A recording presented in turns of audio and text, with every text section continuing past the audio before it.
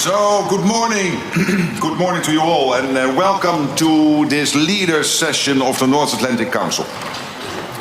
We meet at a dangerous moment for our 1 billion citizens. Russia's war against Ukraine rages on. An assertive grouping of adversaries seeks to divide and challenge us. There's war in the Middle East, terrorism poses a persistent threat, and new technologies bring opportunities, but also many serious security challenges. In the face of this, we stand together, united in NATO, the most powerful defensive alliance in world history. History has shown that North America and Europe working together is a winning combination. Our adversaries know this. Our enduring commitment to Article 5, that an attack on one is an attack on all, sends a powerful message. In this meeting, we will take historic, transformational decisions to make our people safer through a stronger, fairer, and more lethal NATO. To make NATO stronger, we have a concrete plan for all allies to spend 5% of GDP on defense. It will go towards core defense as well as defense and security-related investments. This decision is deeply rooted in our core mission and is required to resource our plans and readiness. This will also make NATO fairer, to ensure anyone and everyone contributes their fair share for our security. For too long, one ally, the United States, carried too much of the burden of that commitment, and that changes today. President Trump, dear Donald, you made this change possible. Your leadership on this has already produced $1 trillion in extra spending from European allies since 2016. And the decisions today will produce trillions more for our common defense to make us stronger and fairer by equalizing spending between America and America's allies. Allies will also agree to further increase defense production so that our armed forces have everything they need. That means a huge expansion of our defense industrial base on both sides of the Atlantic. That's good for our security, it's good for our economies and good for our jobs. Our decisions include continuing our support to Ukraine, while also pushing for a just and lasting peace. We all want the bloodshed to stop. We call on Russia to end its aggression against Ukraine. Let me now turn to Prime Minister of the Netherlands, Dick Schoof, whose government and people are graciously hosting us here. Thank you to the media for joining us. We will continue our discussions in just a moment, but first, and with the media here, please, Dick Schoof, your introductory remarks. Thank you, Mark. Colleagues, friends, allies, on behalf of the Dutch government, welcome to The Hague. This is the NATO summit, the first NATO summit ever to be held in the Netherlands. And we are honored to have you here in this city that has been speaking in the language of peace and justice ever since the first Hague Peace Conference was held in 1899. I'm convinced that after today, The Hague will also be known as a city of collective purpose, unity and resolve. After all, we are about to write history. We are about to make decisions leading to an unprecedented increase in our collective defense spending and a new financial balance in our alliance. Both are urgent, both are necessary, and both will help make our transatlantic bond even stronger, so we can do justice to our founding principles of democracy, liberty and the rule of law, as laid down in the Washington Treaty. The last NATO event held in The Hague was a foreign minister meeting in 1989, just as Iron Curtain was beginning to break apart on the eve of the Cold War's end. And for a period, we hoped and believed that relations with Russia would continue to thaw. But the end of history turned out to be an illusion. An illusion that was shattered for good when Russia brutally invaded Ukraine.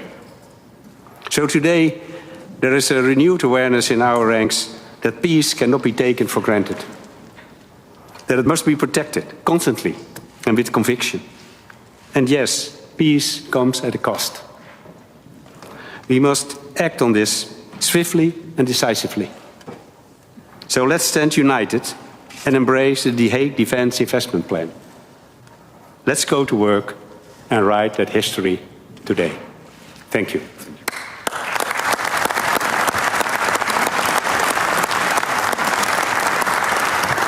So thank you for the media for joining us, but in the spirit of democracy, I have to ask you to leave the room now. Thank you.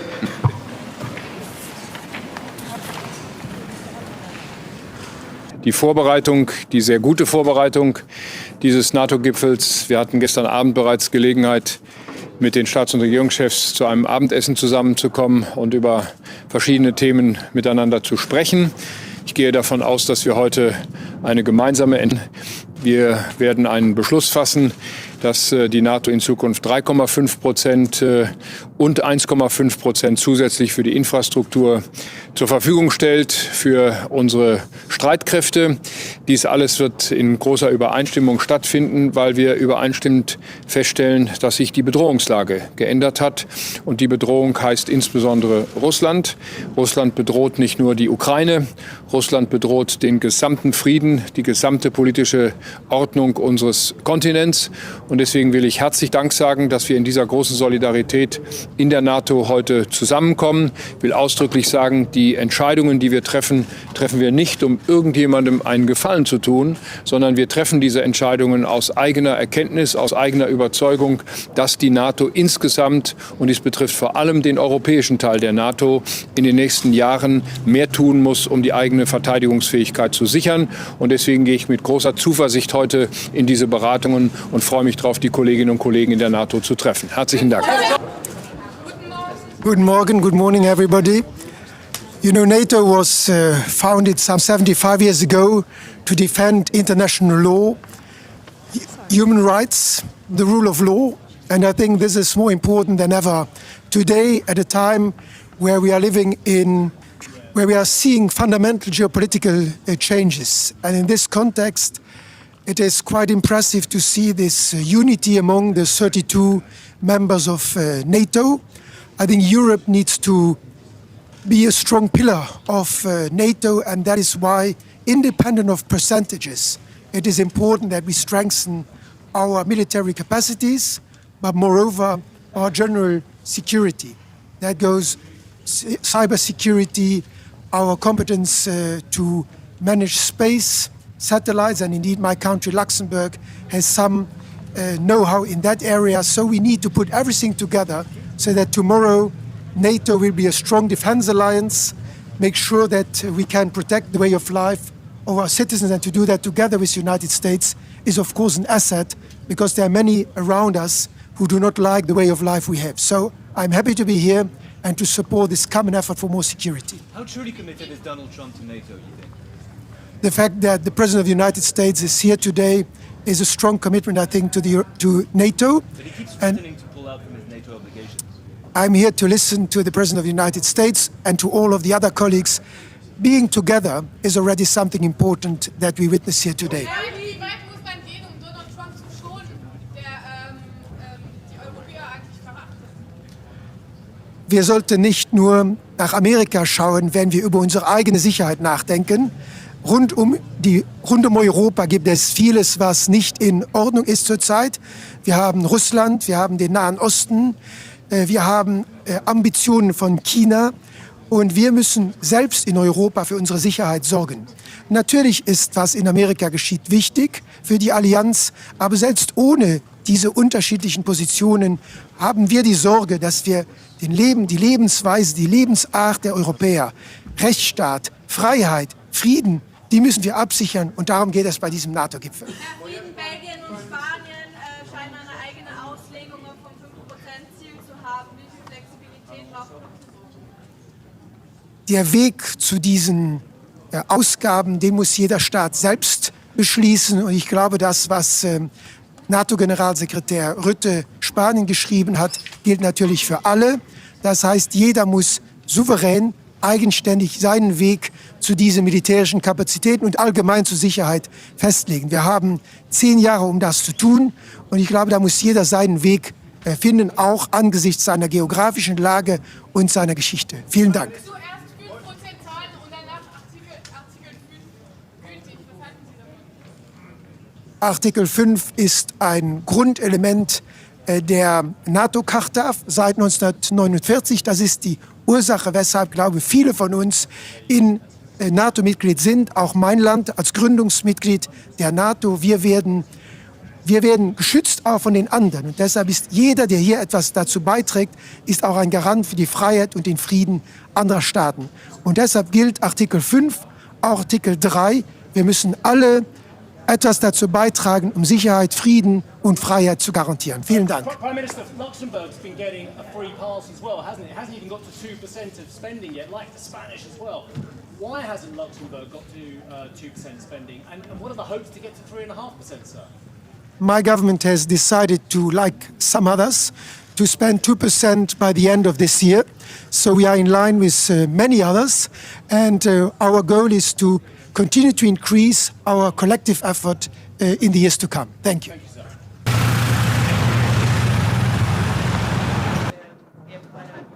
Gastar, como disse ontem Marco Rutte, bom dia, na mensagem que trocou com Donald Trump e que tornou pública nas redes sociais.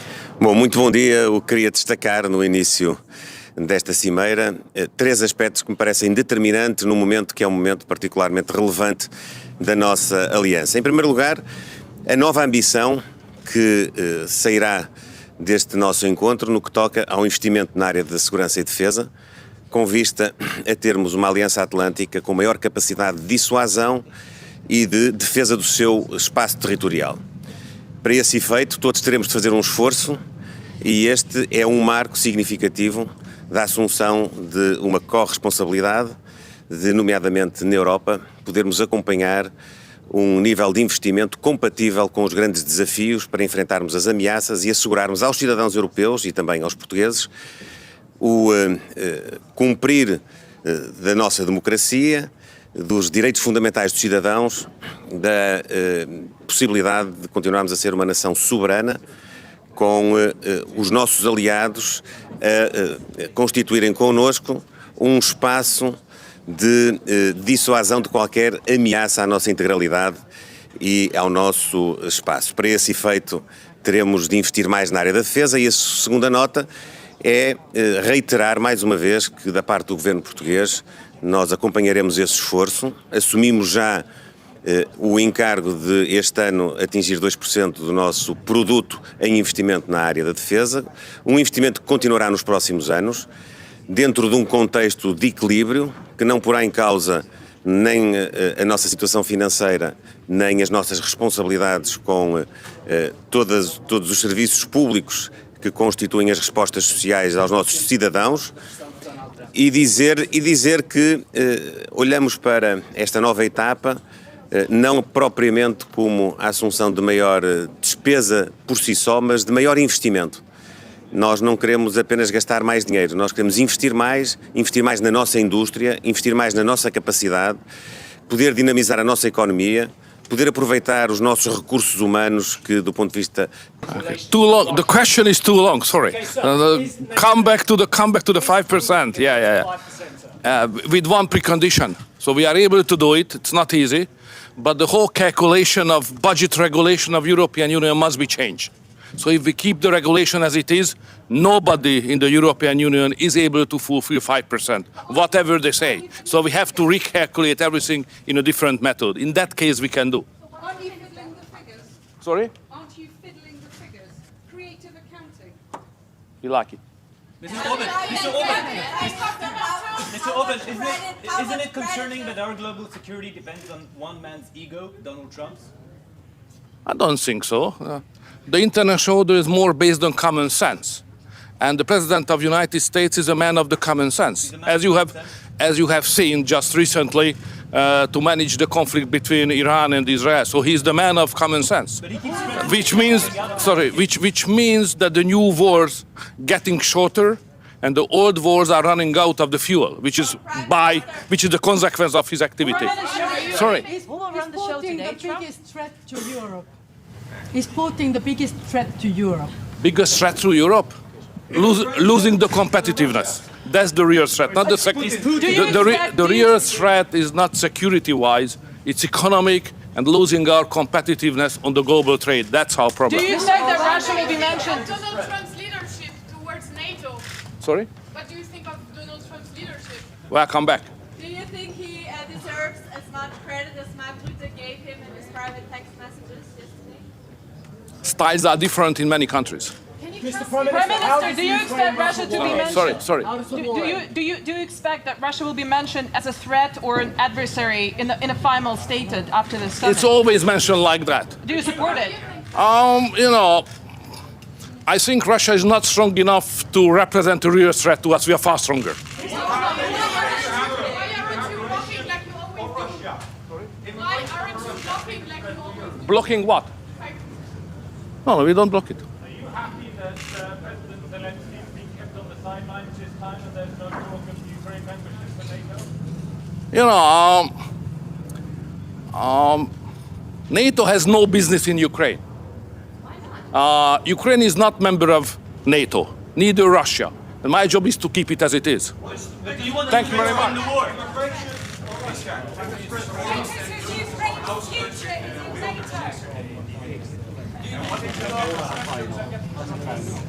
Good morning. It's always good to talk after Victor.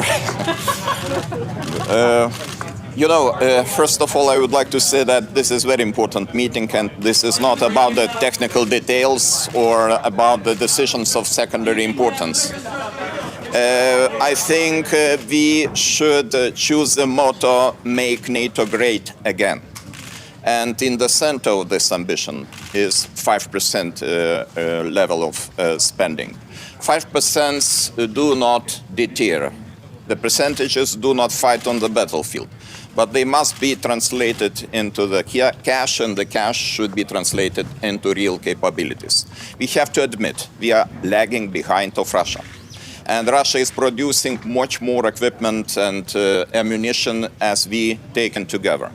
So for Baltic countries, for the Lithuania I represent, it's pretty clear that we even don't need the transitional periods. We are ready to do our job right now, 4% this year, and next year we intend to spend 5.25% of our GDP, keeping that level of spending until 2030.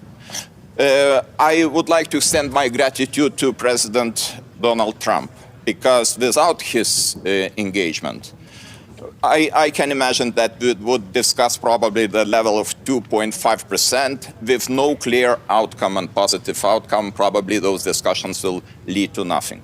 So sometimes the external pressure of our biggest ally is very useful in order to get the point, to understand the, heat of the moment and to do our job.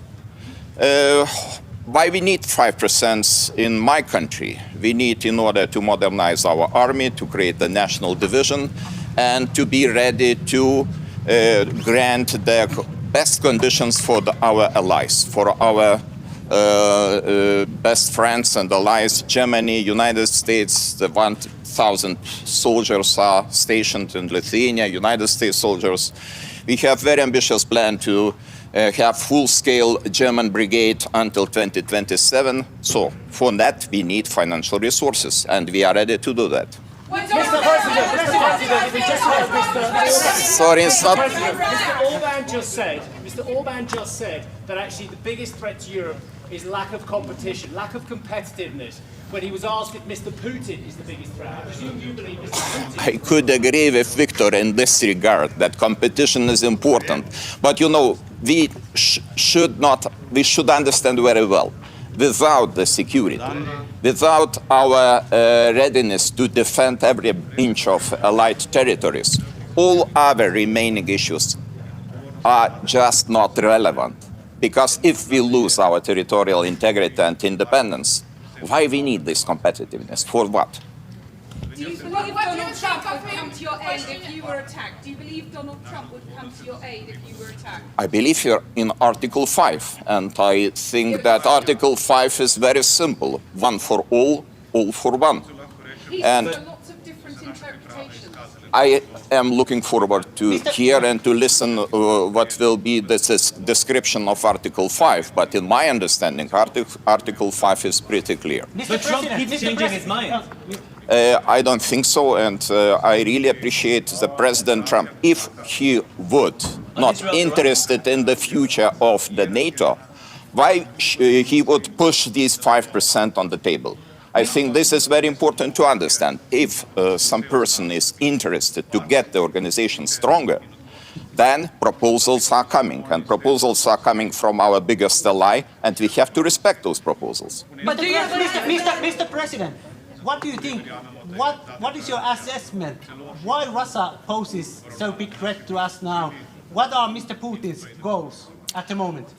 Let's go to the year 2007, 2008. Mr. Putin said that the largest tragedy of 20th century was the collapse of Soviet Union. And if you listen what he's saying carefully, you will explain all the activities we faced in the recent decade, starting from Crimea, going to the war in Ukraine, and of course these threats. These threats are around us. And of course we should talk not only about Ukraine, Middle East, incidents in the Baltic Sea, almost everyday incidents, attacks against the critical infrastructure. This is our reality. This is our business as usual. And this is because of Russian activities. And of course, close ally Belarus. Because Belarus is another issue, and we have very long border with Belarus. And we face another kind of hybrid activities, for example, in the form of illegal and instrumentalized migration. Mr. President.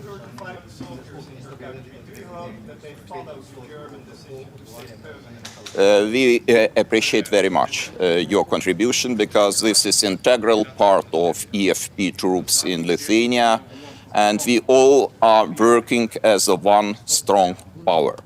2035, of course, looking from our perspective, it is too late, because as I mentioned, we are ready to spend immediately 5%, and we would be happy to see that our allies, our partners, we are ready to do the same.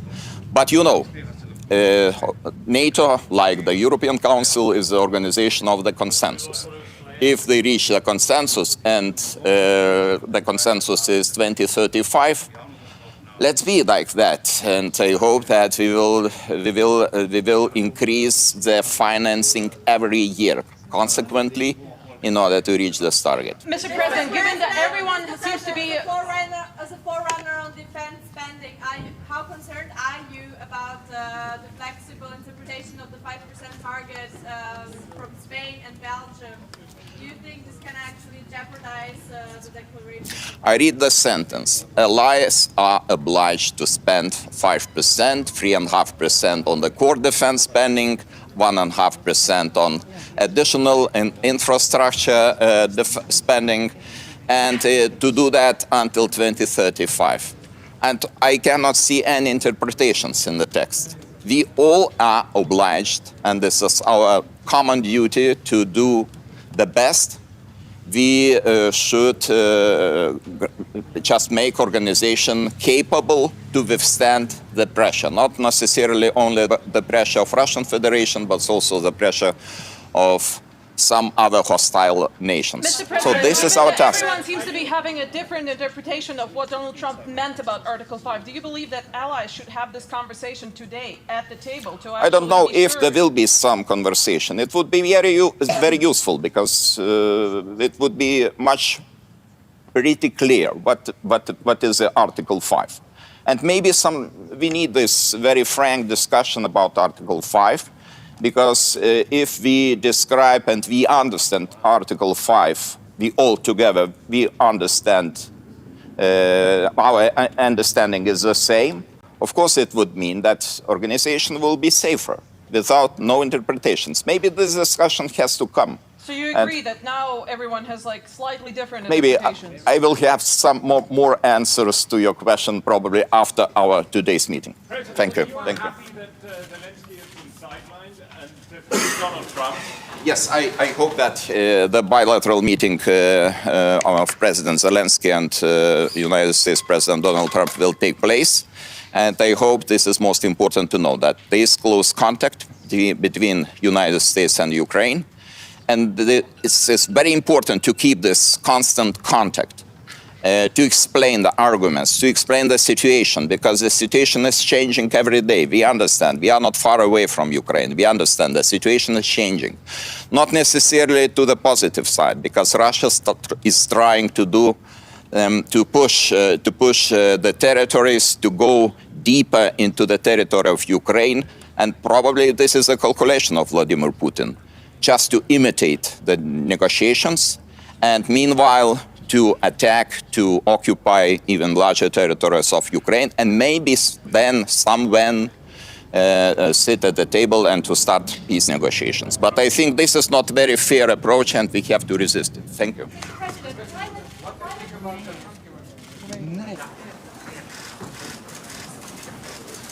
Good morning, Mr. President. Good morning. Good morning, Mr. President. Where are you going to hold the summit next year? Good morning. Good morning. Mr. President, you went to a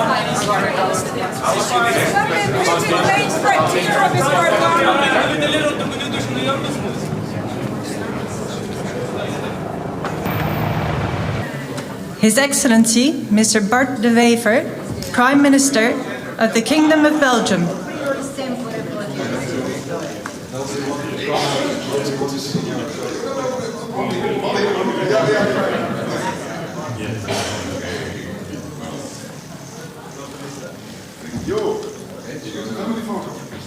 His Excellency, Mr. Rosen Yeliaskov, Prime Minister of the Republic of Bulgaria.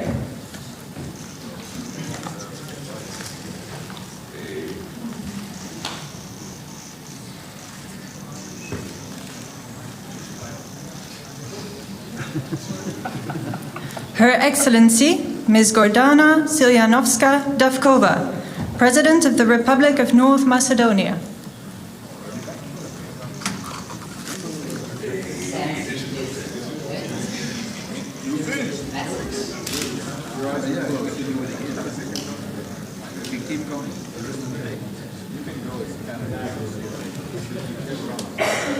Her Excellency, Ms. Kristrún Frostadóttir, Prime Minister of the Republic of Iceland.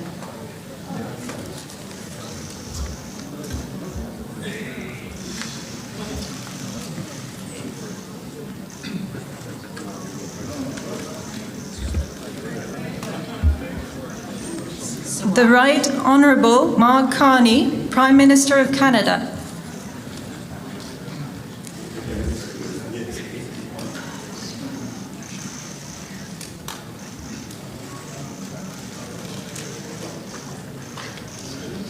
His Excellency Mr. Kristen Michal, Prime Minister of the Republic of Estonia.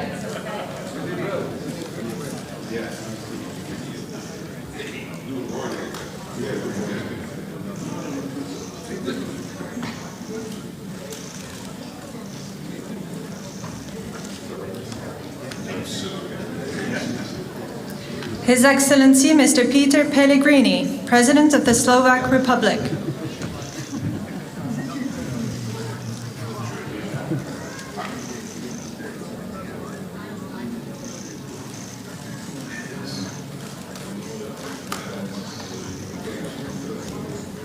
His Excellency Mr. Pedro Sanchez, President of the Government of the Kingdom of Spain.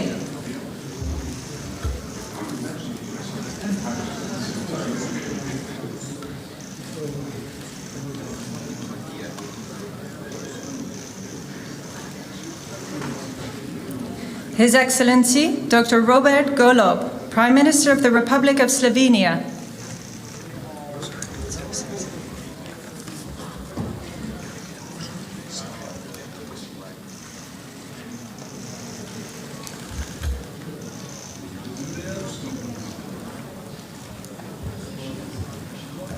His Excellency Mr. Jonas Gahr Støre, Prime Minister of the Kingdom of Norway.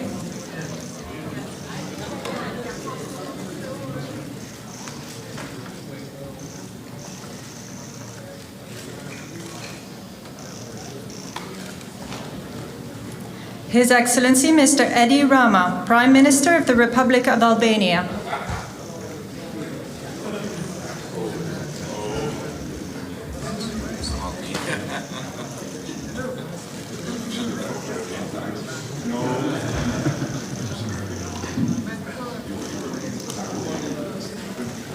His Excellency Mr. Gitanas Nausėda, President of the Republic of Lithuania.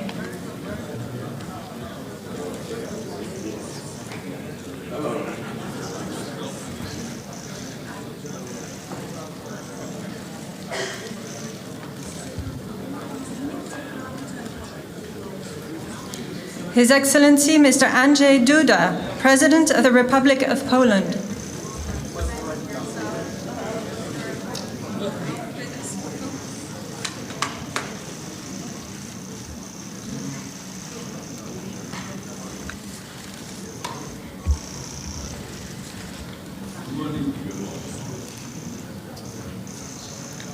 His Excellency Mr. Recep Tayyip Erdogan, President of the Republic of Turkey.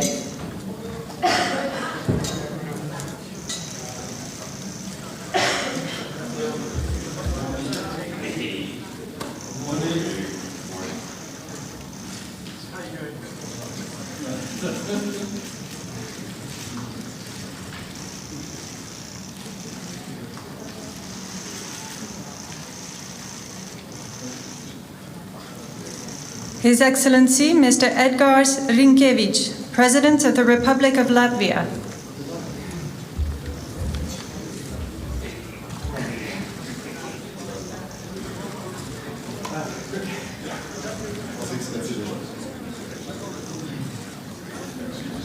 Son Excellence Monsieur Luc Frieden, Premier ministre du Grand-Duché de Luxembourg.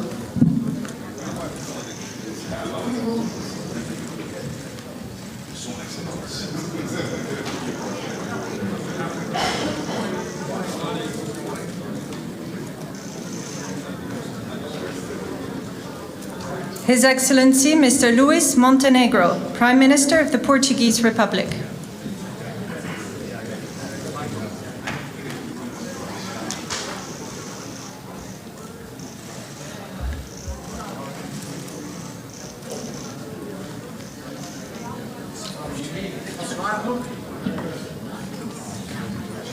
His Excellency Mr. Ulf Kristersson, Prime Minister of the Kingdom of Sweden.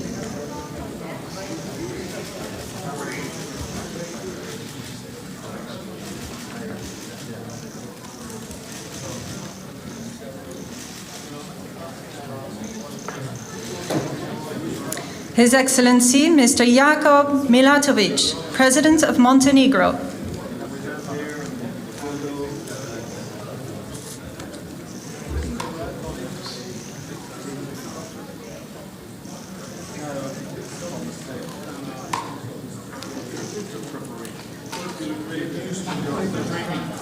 His Excellency Mr. Peter Pavel, President of the Czech Republic.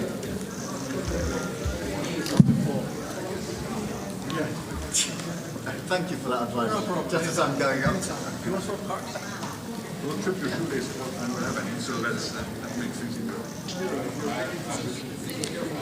His Excellency Mr. Nicu Șordan, President of Romania. Plus the stairs were pretty. Yeah. That's not the moment when you want to make down.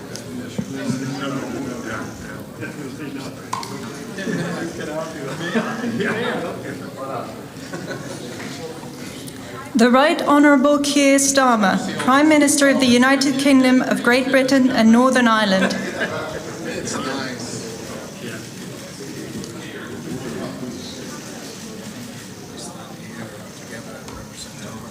And then we go on. Yeah.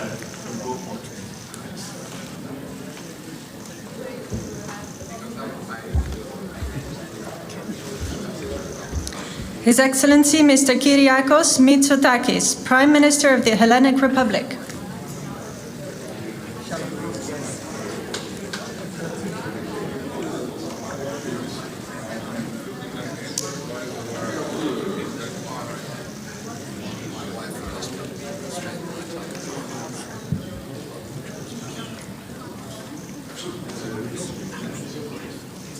His Excellency Mr. Alexander Stubb, President of the Republic of Finland.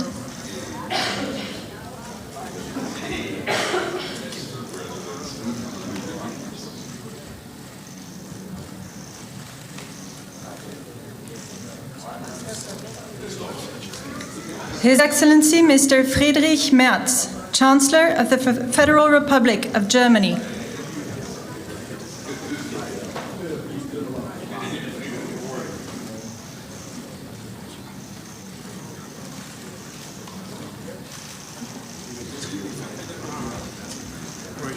Her Excellency Ms. Mette Frederiksen, Prime Minister of the Kingdom of Denmark.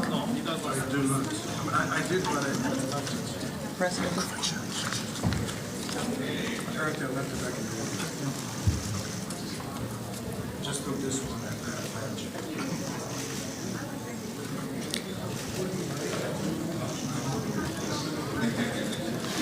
His Excellency Mr. Zoran Milanovic, President of Croatia.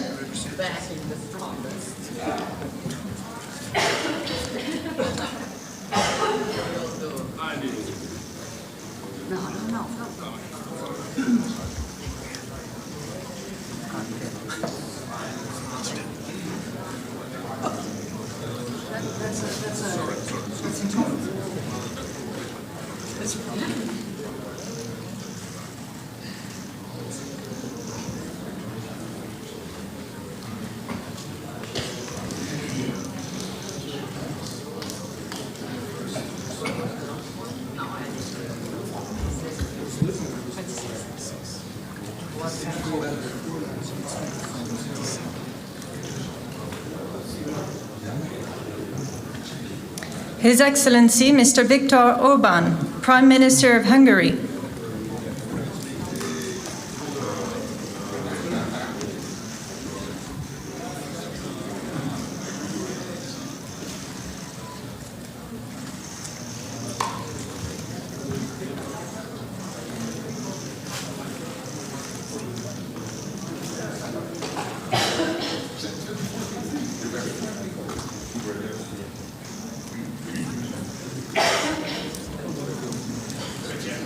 Her Excellency Ms. Giorgia Meloni, President of the Council of Ministers of the Italian Republic.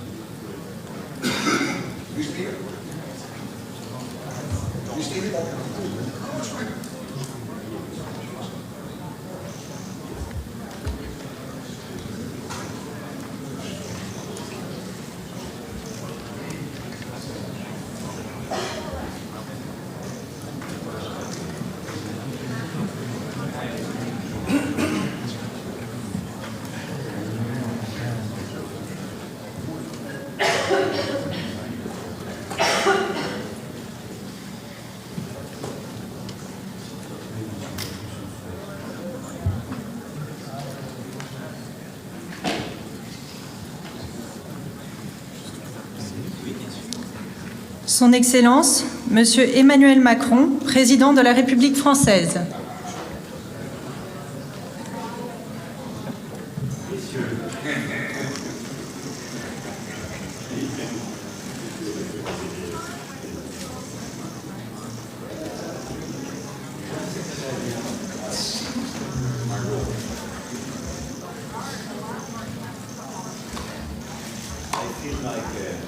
Dutch Prime Minister.